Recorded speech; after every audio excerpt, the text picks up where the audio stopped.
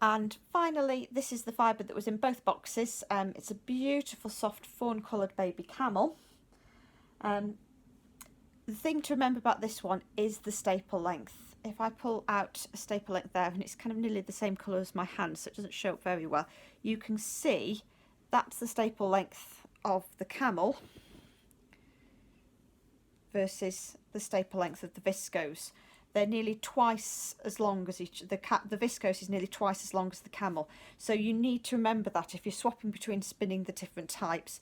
This one you will need to have your hands much closer together, a drafting distance of more like that versus a drafting distance of more like that.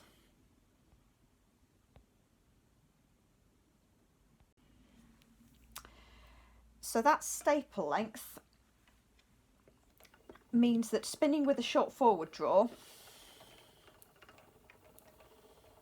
for the baby Camel is quite challenging, because you are having to spin with your hands very close together, which means making lots and lots of hand motions, and you're having to keep that pinch quite tightly between your thumb and forefinger to make sure that you're controlling the thickness, controlling how it spins.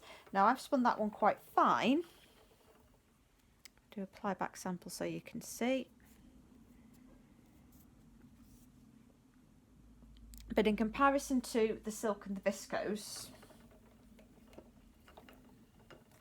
this is a fibre that you can get away with spinning into a slightly thicker yarn. So if you're thinking, oh my goodness, everything that's in the boxes, I'm going to be spinning miles and miles and miles of fingering weight and finer, the Camel you can spin into a fatter yarn.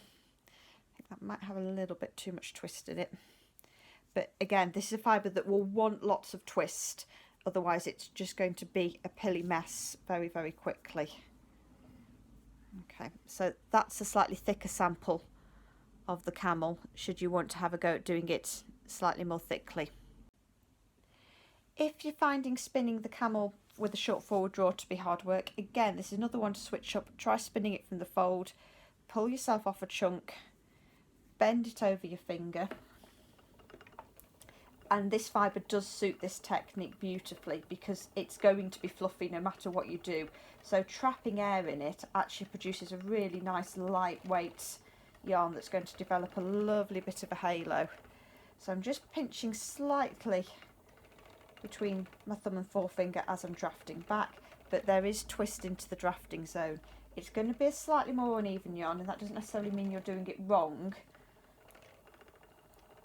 but it will suit the nature of the fibre beautifully. So have a little play, have a little sample, see which ones you might work best.